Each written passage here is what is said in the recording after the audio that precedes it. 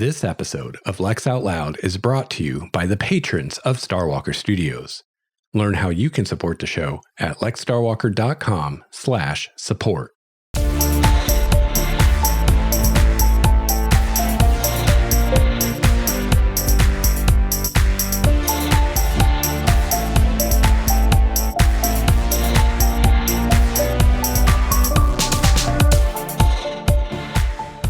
Hello and welcome to episode 32 of Lex Out Loud, Writing Science Fiction.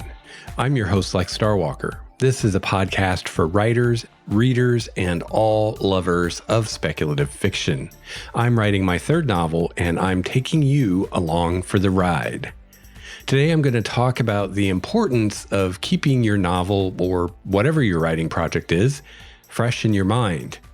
The ideal, of course, is writing every day, and this is the simplest, best solution. But if that isn't possible, the next best thing is keeping it fresh, so your subconscious continues to work on it in the background, even when you're not consciously thinking about it. But before we dive into that, let's talk a little bit about what I'm up to right now and since the last episode. So I started reading another book. Now I'm reading Chaos Vector, which is the second book of the Protectorate trilogy by Megan O'Keefe. So I finished Velocity Weapon, and I am now reading Chaos Vector. As far as what I'm watching, as I've mentioned before in recent episodes, we've been in a bit of a drought here at the Starwalker house as far as for new things to watch as far as TV or movies.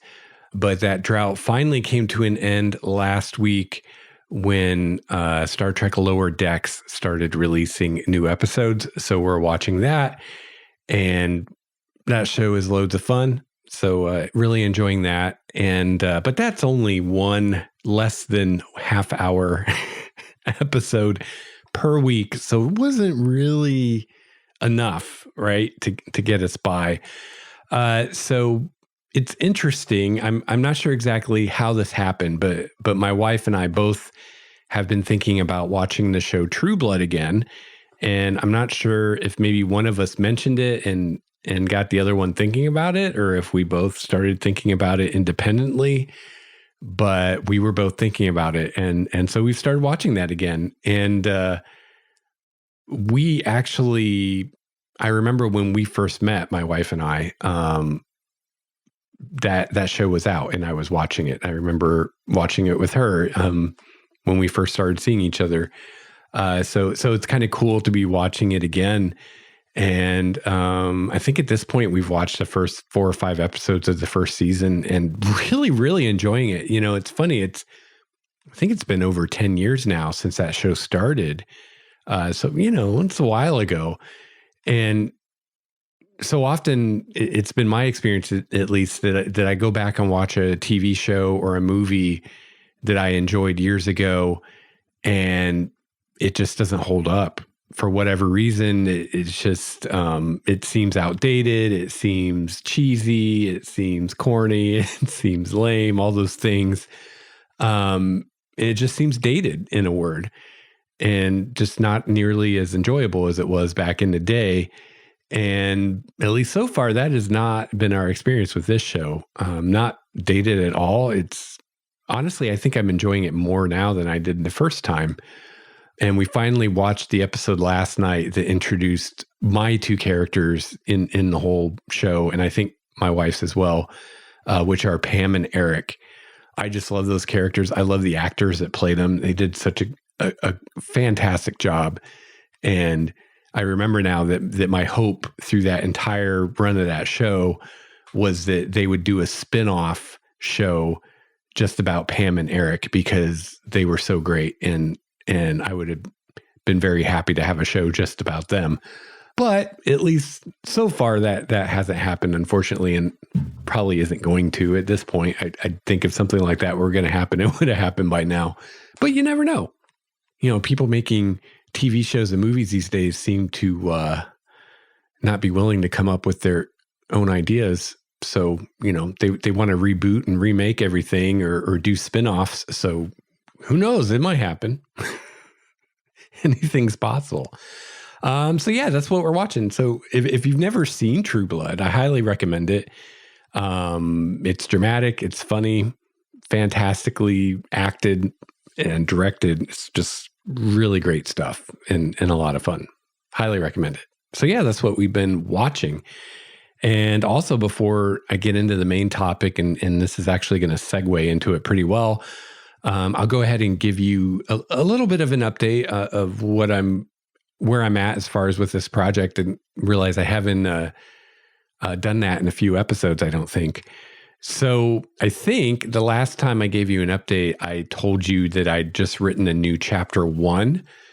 And so I've now also written a new chapter 2. So I went through what I had. And again, just kind of as a reminder, I started just kind of writing this willy-nilly because I wasn't sure how to start or where to start. I didn't have all the pieces yet. So I started doing what I call brute force writing, just forcing myself to write just to get going. And so I started out just writing whatever scene I felt like writing and not going in any kind of chronological order or anything like that. So I was writing the chapters out of order. I didn't even know what order they were going to be in. And then ended up deciding that about 2/3 of the stuff I'd written was better suited for a prequel story. And so I cut that out and I had a third remaining and that would be part of the actual book. But none of that was a good starting point, because actually the original chapter 1 that I'd written, that was like the introduction, was now going to be part of the prequel. So I needed a new beginning. So I wrote a new chapter 1 and now I have a new chapter 2. And at this point, I've got the first 9 chapters done. So something kind of interesting that happened and has been the thing I've been dealing with for the last, week or so, was I decided that I needed a subplot for the beginning of the book. Now, I had an idea for a subplot. Well, actually, I have ideas for, I think, 5 different subplots now.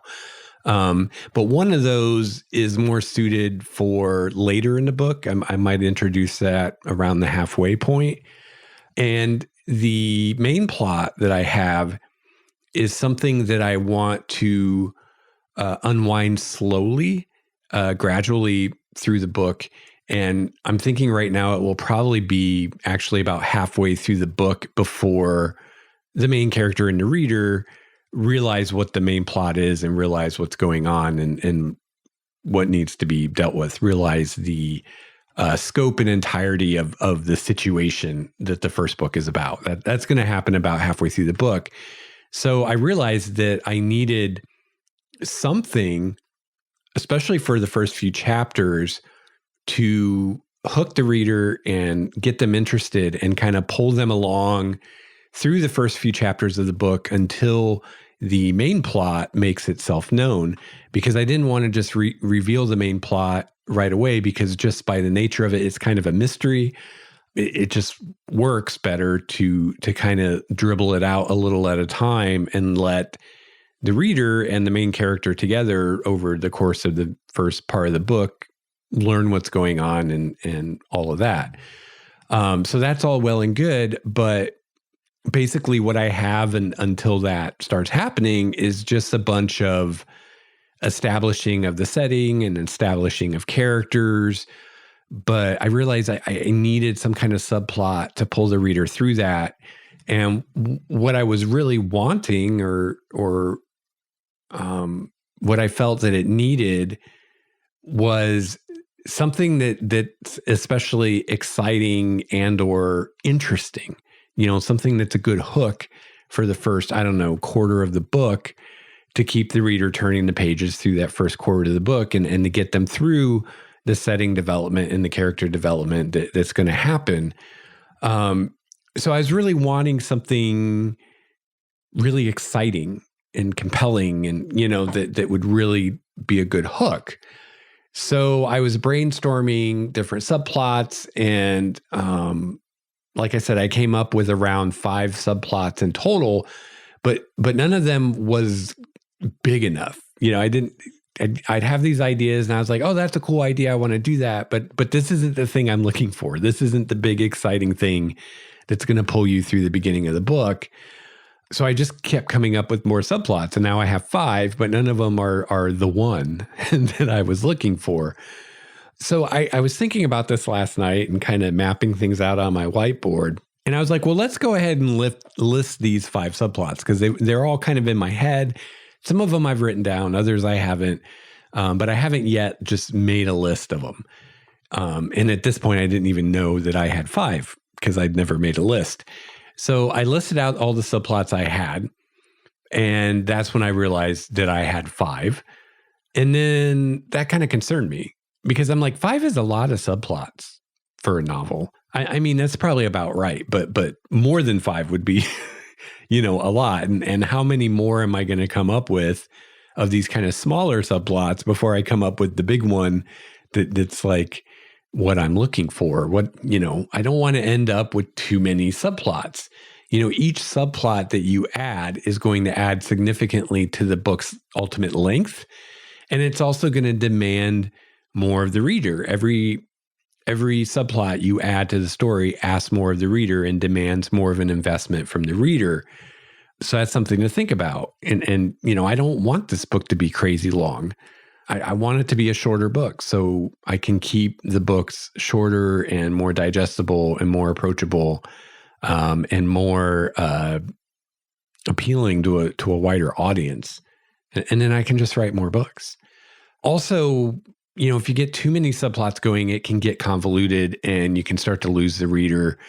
Not only does it get convoluted and confusing and you can lose the reader just because they can't keep track of everything because there's so much going on, but having too many plots or too many subplots going at once, they can get to a point where they start to undermine each other. There's only so much interest a reader has. There's only so much excitement they have. And, it just stands to reason if you've got 10 different things going on, they're going to be less excited about each of those 10 things than if you only have 3 things going on, all of the things being equal. So I didn't want to get too carried away and come up with too many subplots. And the ones that I have so far, I like them all and I don't want to cut any of them. I think they all have a place. But yeah, I didn't want to get carried away with it. So I found myself wondering, well, maybe, I never came up with this subplot that was this big, shiny, exciting thing. But maybe the 5 that I did come up with in their entirety, all working together, will do the job of that one big, shiny subplot that I was looking for. And also, as I've mentioned on this show numerous times before, I think, I'm wanting this to be a relatable story about everyday people.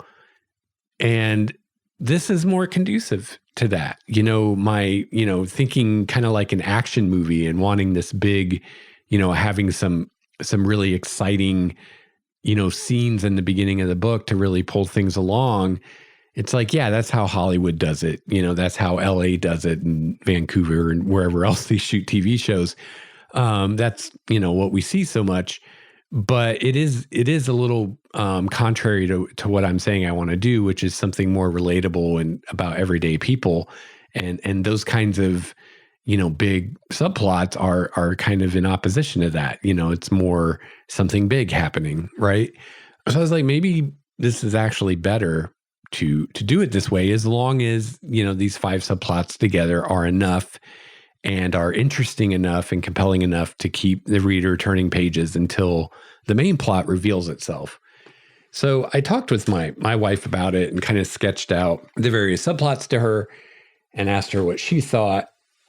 And she thinks that it's enough. And I tend to agree. That's kind of what I was thinking too, but it's always good to have a second opinion.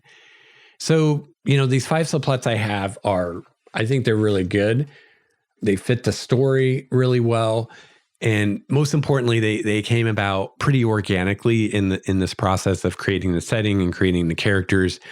It wasn't so much like what I was trying to do with this big shiny subplot I was trying to derive, which was very artificial and contrived. Like, I need something to do X. I need a big shiny exciting thing and trying to invent that. These weren't like that. These were just things that just kind of organically grew out of what I was doing, which is always where you want to be. And they serve to develop the characters and the setting more, which is awesome. And they interact with one another well, and they interact with the main plot.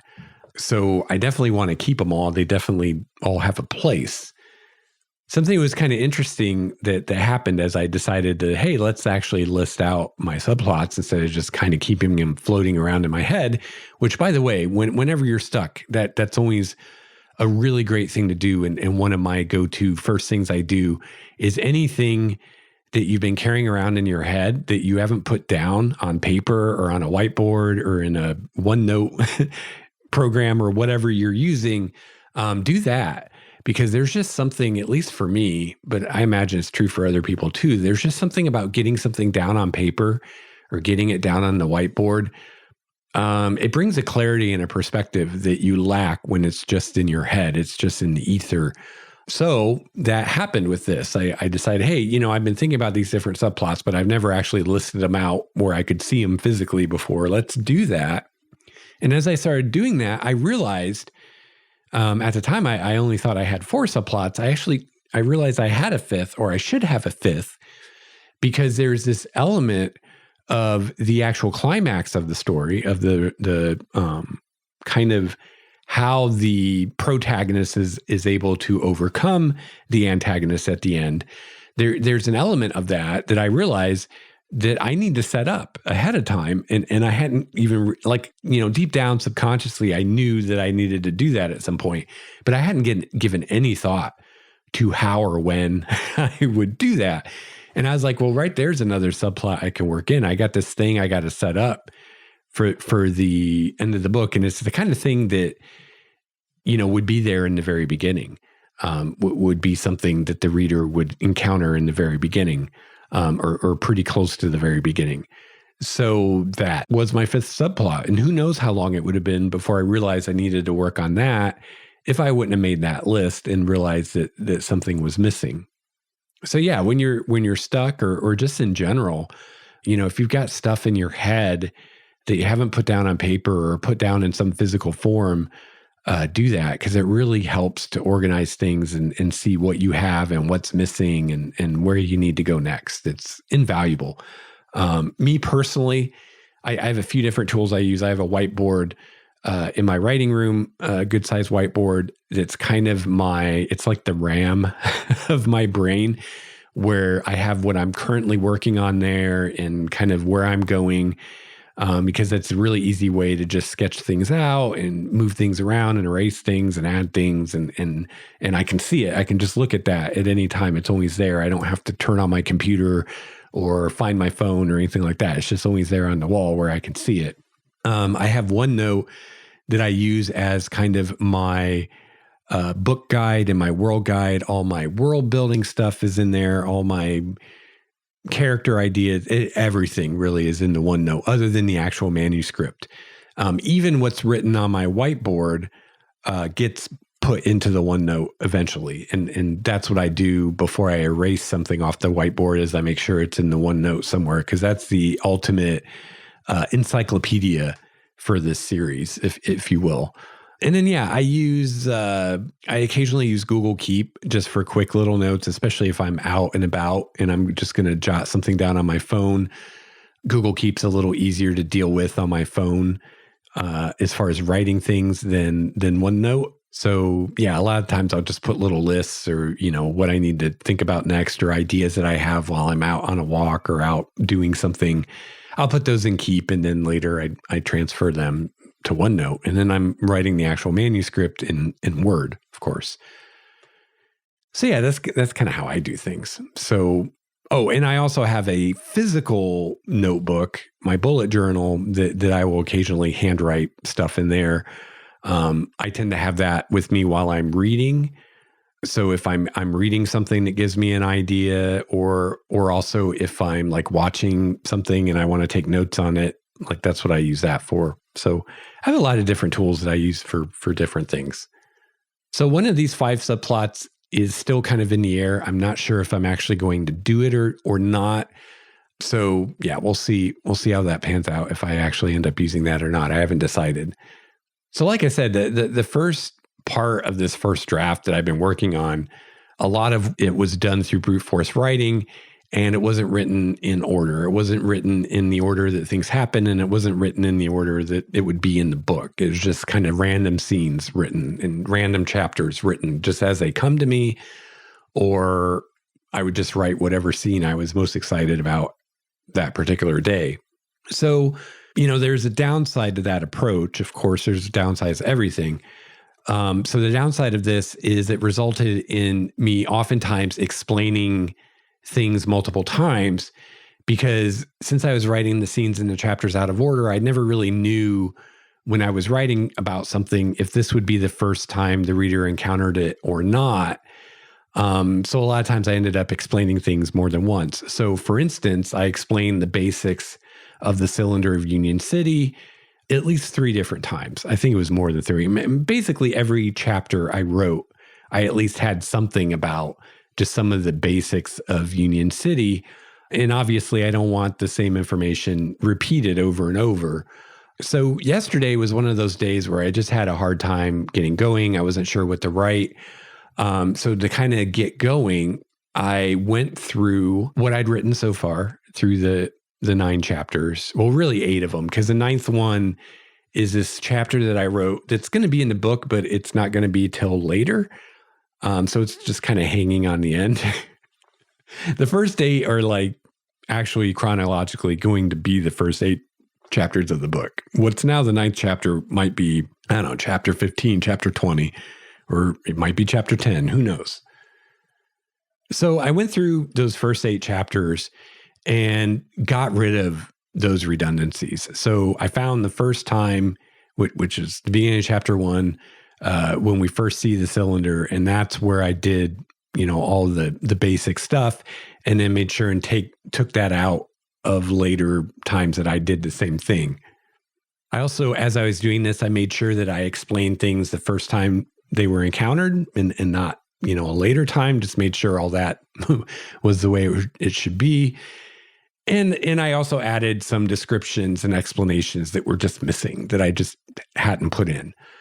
So doing that yesterday added about 700 words to the manuscript, which actually means I wrote significantly more than 700 words because I cut a lot of stuff out. Because like I said, I gave opening descriptions of the cylinder multiple times. So I don't really know how many words I cut out, but my best guess is I wrote well over 1,000 words yesterday, once you consider all the stuff I cut out. But at the end of the day, the manuscript was a little over 700 words longer than it was when I started. So I cut a bunch of stuff out and then I added some new stuff, and the end result was 700 words longer. And yeah, just the way I wrote these out of order, sometimes it resulted in me never explaining something, because when I wrote about it, I assumed that this would not be the first time I mentioned that, so I would explain that earlier. So because of that, there were a couple things that just never were explained, so I went ahead and explained those too. So after I've done that, now the first 8 chapters of the book are much more cohesive and read more like they were written all together and not like they were 8 separate things that were just kind of taped together. Now, luckily, going forward from now, I think for the most part, I'm going to be writing chronologically, so I won't have to do this anymore. I can just keep going forward. But I'm actually kind of glad I got this done. I was originally planning to do this in the second draft. I wasn't going to worry about it now, but I knew whenever I did it, it was going to be a big pain having to comb through all this and make sure I'm not repeating myself and make sure everything's explained that needs to be the first time it's encountered.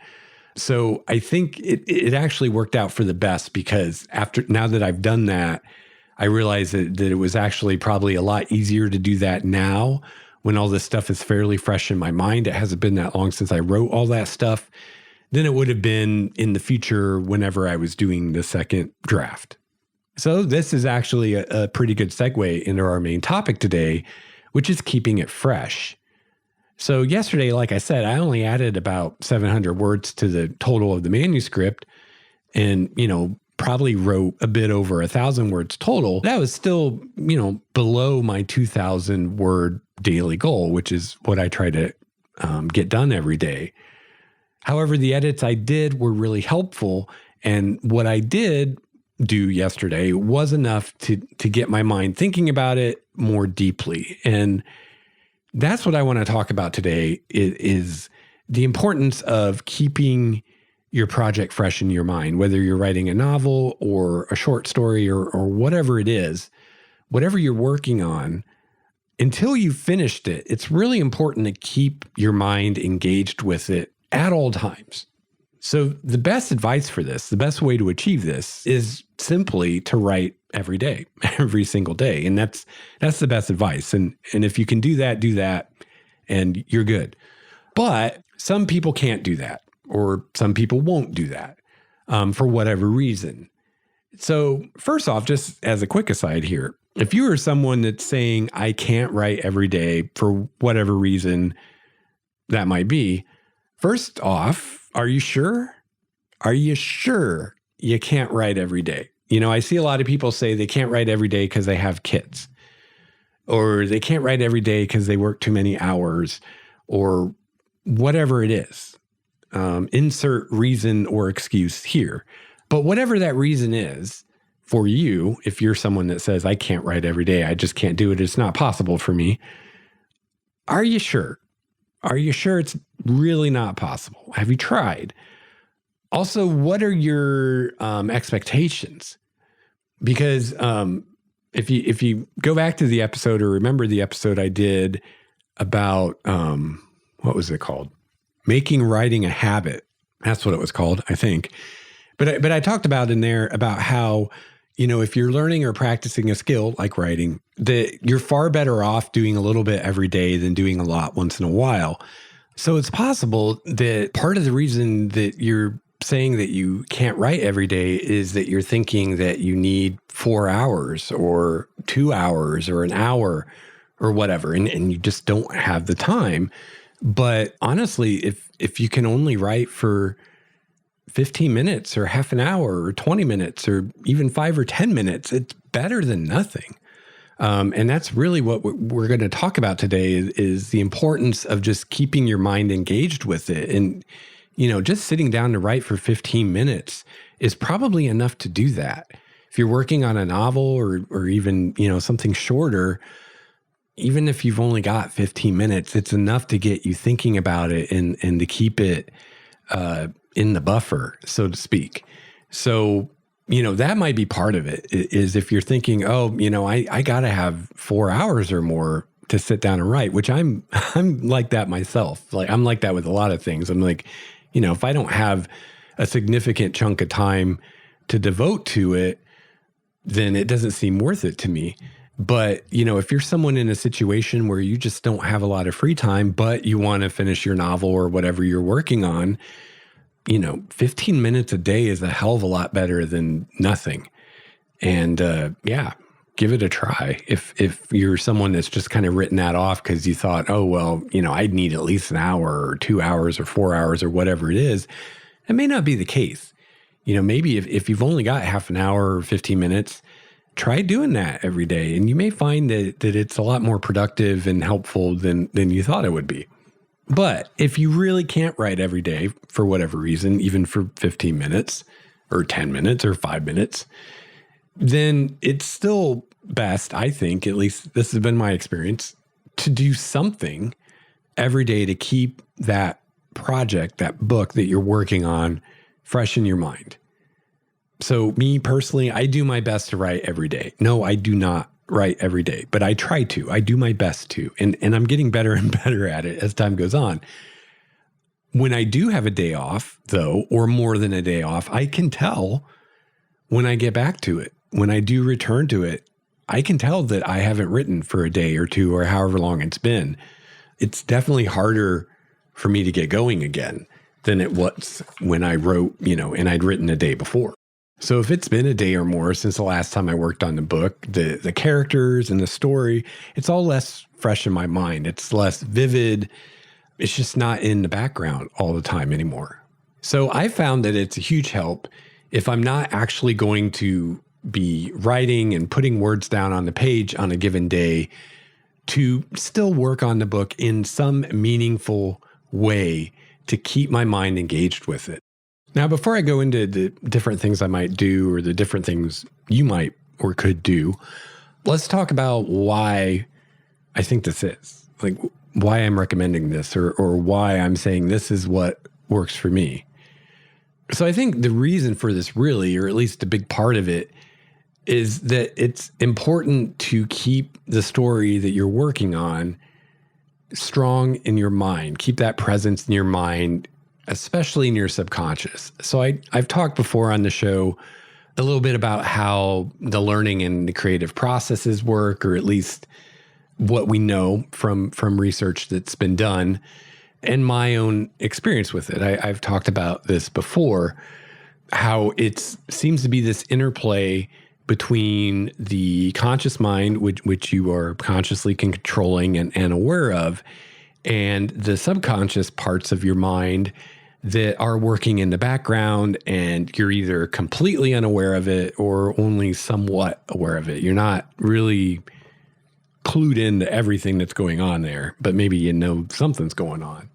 And that, as part of the creative process, there seems to be this cycle of working really hard on something consciously, like a subplot. I'm trying to come up with another subplot for my book, and I think about it and I write about it, and I do all this conscious effort where I'm consciously thinking about it, and then putting it aside, going on to do something else. And at this point, you've turned away from it with your conscious mind, and you're no longer focused on it with your conscious mind.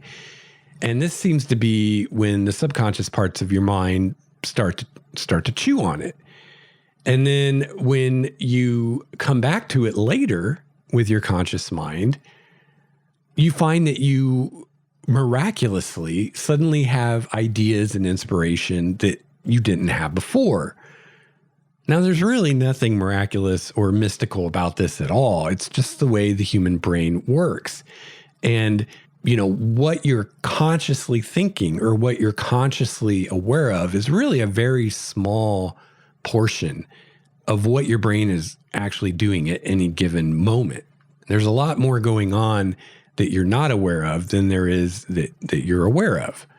So, when you have these eureka moments or suddenly you sit down to work on the thing again, and all of a sudden you have all these ideas and you don't know where they came from. Well, they came from you. They came from parts of your mind that you're not consciously aware of. But when you were consciously working on this thing, like trying to find a subplot, and then you walked away from it and did other things with your conscious mind, there's deeper parts of your mind that were still working on that. And the creative process is really a back and forth between these two different parts of the brain, and it's a continual back and forth, right? So you work on the thing consciously, you walk away from it. Your subconscious works on it. You come back to it a few hours later or the next day or whatever, and now there's more material that your subconscious has come up with, and you use that and you work on it consciously again. And then you walk away again, and then it just keeps repeating over and over and over and over. This dance between the conscious mind and the subconscious mind in the creative process.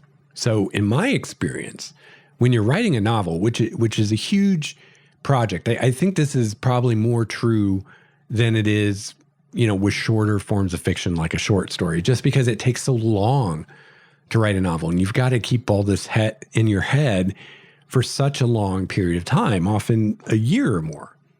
So when you're writing a novel, it's really important to always keep it in your mind constantly, from the day you start until the day you're done with it. At least the first draft, you want it always on your mind. So the best way to do that, again, is to work on it every single day, to keep it fresh in your mind. So that ideally, when you're not consciously working on it, when you're not consciously thinking about it, when you're doing other things, your subconscious is still crunching on it. And the way to keep that happening is to return to it on a regular basis, often enough that it keeps it on your mind and keeps your subconscious engaged with it, even when you're not engaged with it consciously. So like I said, this really only works if you're working on the book every single day. As soon as you take a day off or more, you lose that, and your subconscious is no longer thinking about it. It's thinking about other things now because it's been too long since you've engaged with it. So my experience personally, just kind of observing how things go for me, is it seems like I can take a day or two off of actively working on the book, but any more than that, and I really start to lose the thread. It's no longer in my subconscious. And when I sit down to write on it, I don't have new material as much. I'm more kind of just where I left off. I haven't, there's nothing new that my brain is serving up. So when I do take 1 or 2 days off, it's really important to at least engage with the book a little bit on each of those days. So maybe I'm not going to sit down and crank out words, but doing something to keep it fresh helps a lot. So what are the kind of things that we can do to keep the thing we're working on fresh, to keep it in that buffer, so to speak, to keep it in your RAM, right? You want to keep it in your RAM. So one thing I'll often do is think about my characters. There's always characters I want to flesh out more, or new characters I need to create. So that's a great thing to do on a day that I don't have time to write, or I'm not going to write for whatever reason, is I can work on some characters. I can think about a character I've already established and what are some new things I can come up with about that character to flesh that character out more, to add some more dimensions. Or, I almost always have a list of new characters I need. Like right now, I need to come up with more characters that my main character works with at her job. So I've got a couple, but I want to have more of these coworkers of hers fleshed out to some degree. So that's something I can work on a day I'm maybe not going to write. I can also think about scenes that I know are coming up or think might be coming up, and think about how those might play out. Same thing with locations. Like for instance, my cylinder city of Union City, I've got a lot of the broad strokes figured out, right? But there's a lot of drilling down that needs to be done, like specific locations, like a specific coffee shop or a specific restaurant or a specific apartment or whatever. So if I know, my next scene is going to take place in a doctor's office, I can start to think about what's that doctor's office look like? Who are the employees that are there? What's the nurse like? What's the doctor like? What's the receptionist like? Et cetera, et cetera, et cetera.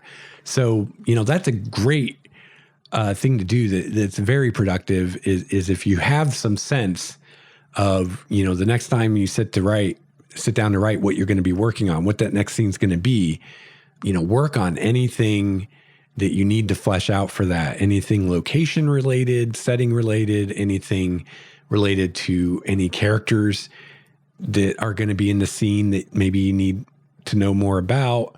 What's actually going to happen in the scene. You can think about some of the dialogue you might want to use. These are all things you can think about when you're not at your computer, when you're out mowing the lawn or walking your dog or driving to work or whatever. Kind of as a last resort, I could read over what I've written recently, say the past day or two. And I say kind of as a last resort just because ideally, usually, when I'm writing the first draft, I don't want to be editing. As much as I can, I try to shut that part of my brain off because I want the first draft to be more unfettered and more free from my own criticism. And because I'm going to have plenty of drafts later that I can worry about all that. I just want to get ideas out there. And I don't want to get bogged down in editing because I am, in some ways, I have a very strong editor inside of me, and that part of me can very easily take over. And now I'm finding all the comma errors and things like that, instead of moving the story forward.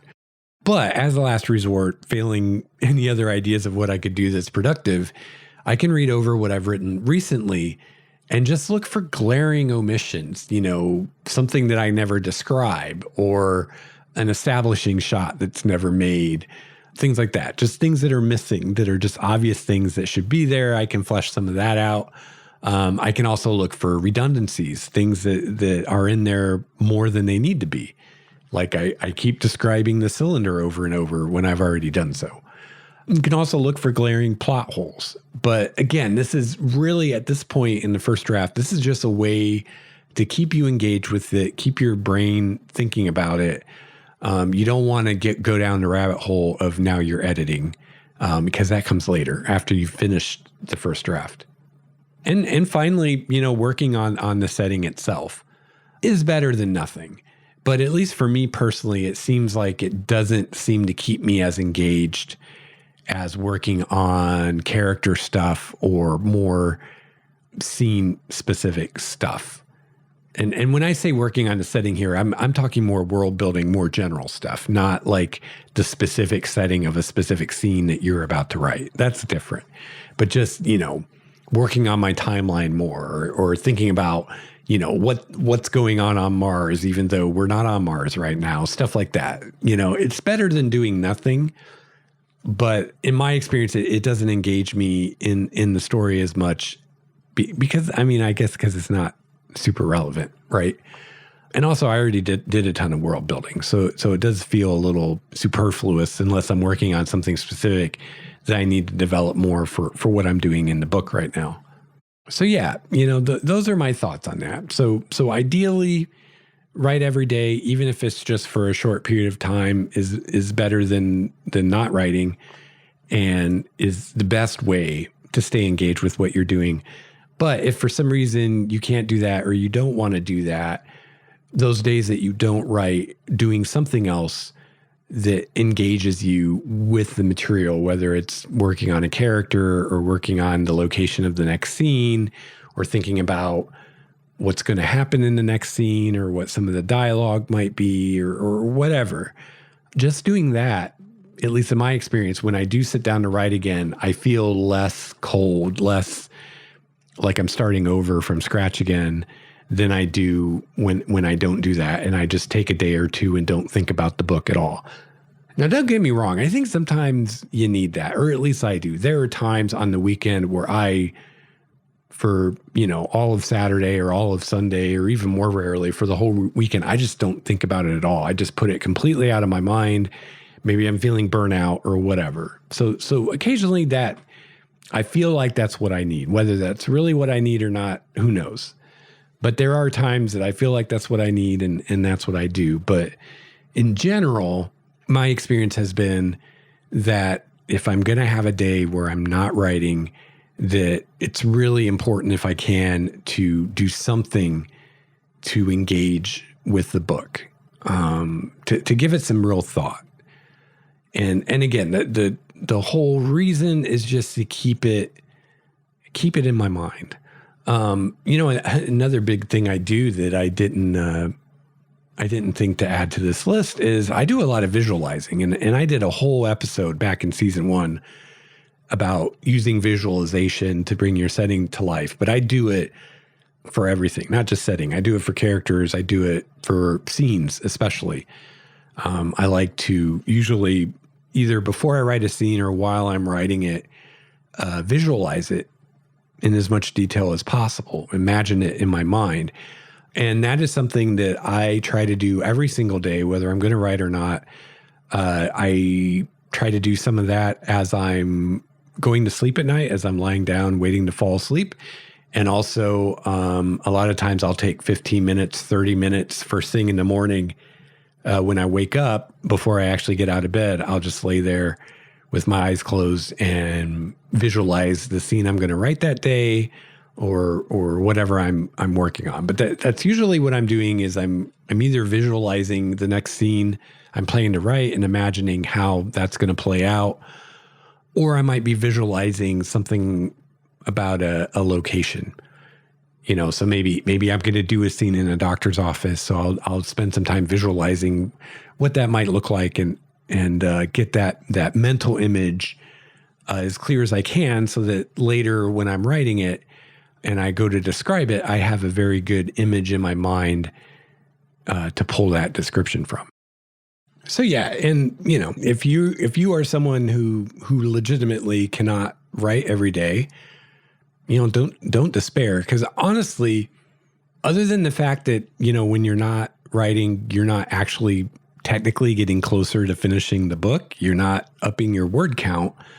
Other than that, personally, I feel that doing these things, if you're really engaged with it, with what you're doing, is just as good as actually writing that day. So you're not, as long as you're doing something productive that's helping you finish the book, that's something that needs to be done, it's time well spent. It's not wasted time. It's not a down day. Because again, the important thing is the level of engagement that you have with the material mentally.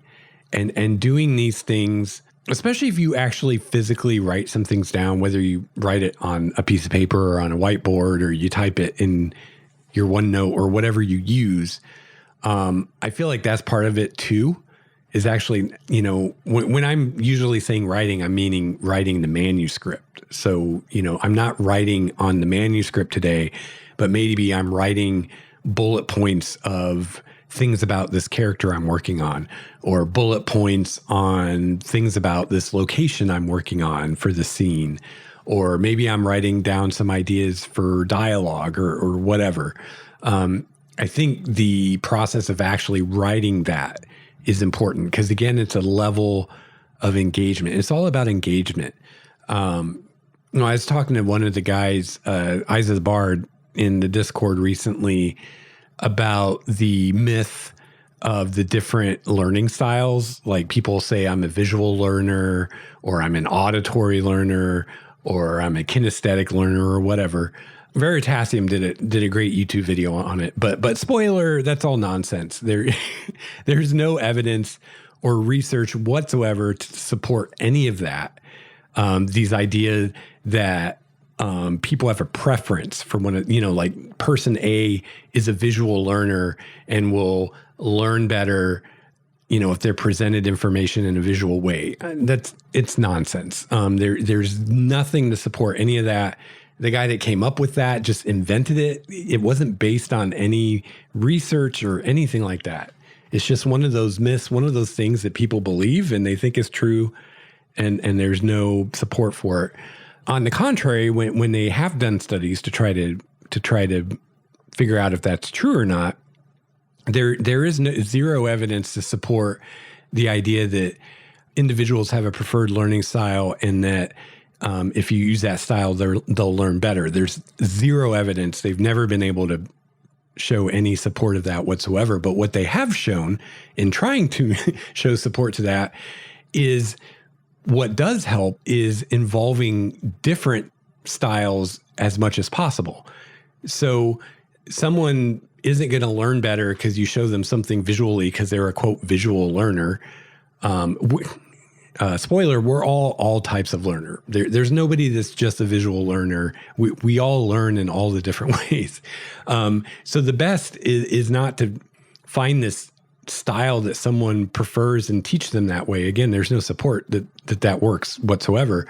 But what does work is to hit them with as many different types of learning as possible. So hit them with something visual, hit them with something kinesthetic, hit them with something auditory, hit them with something experiential where they have to actually do it. And the more of those different types of learning you can pull in at once, the better they'll learn. And there's loads of support for that. So that's kind of what we're getting at here, right? And again, what this seems to suggest, what these studies seem to suggest, is it's not a thing of how exactly is the information presented, and each person, will respond to information presented in a certain way better than others. I mean, that seems to be nonsense. But what is important is the person's level of engagement with it. How actively engaged are they mentally with the thing you're trying to teach them? And that's what using these different types of teaching or learning does, right? If you're engaging more senses, then that person is more engaged. If you're asking them to participate, then they're much more engaged than when they were just passively listening to you explain something to them.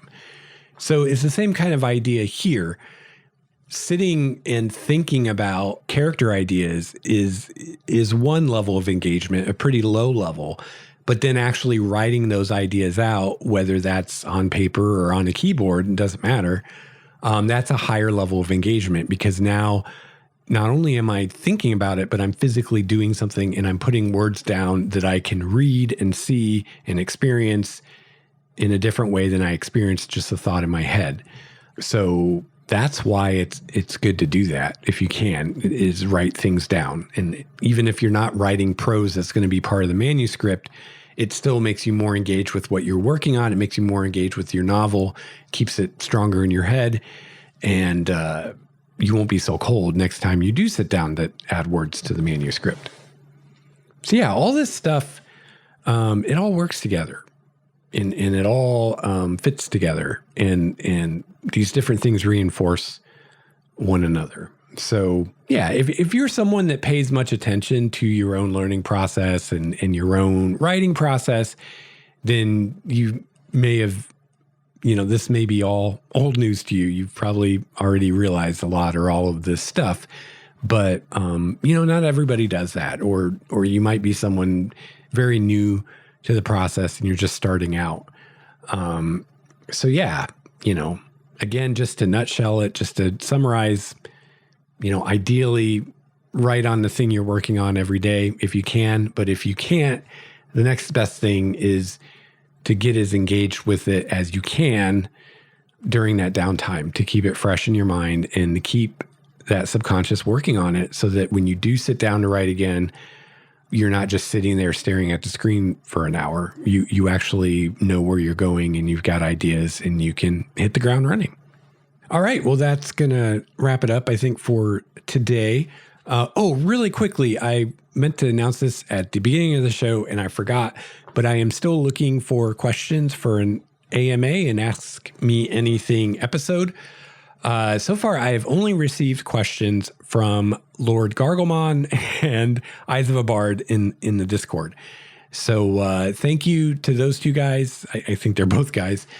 To both those two people for your questions. I really appreciate it. And I mean, for sure, if you have more, I'll take them. But I think they've more than done their part. So hopefully some of the rest of you have some questions for me. And if not, maybe I won't do an AMA episode after all. But it's been a bit of a struggle lately to come up with topics for the show. So I thought that would be something fun to do.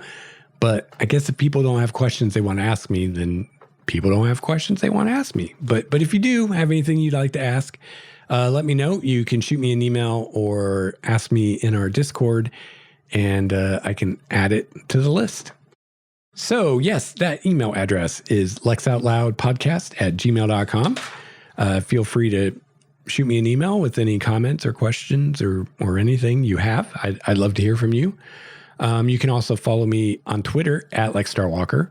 And I also have a voicemail you can call. You can leave me a message and could even possibly use it on the show, which would be cool. That number is 951-465-5391. And finally, we do have a Discord server and a community there, and you can join us there. You can find the link to that in the show notes at lexstarwalker.com/LOL. Well, thank you again for your time and attention today. And yeah, if you have any thoughts on what we talked about today, I'd love to hear from you. And keep at it. And if you can't write every day, at least try to do something related to what you're working on every day. Keep it fresh in your mind and let me know how it goes for you. So I'll be back soon with another episode. And until then, keep writing.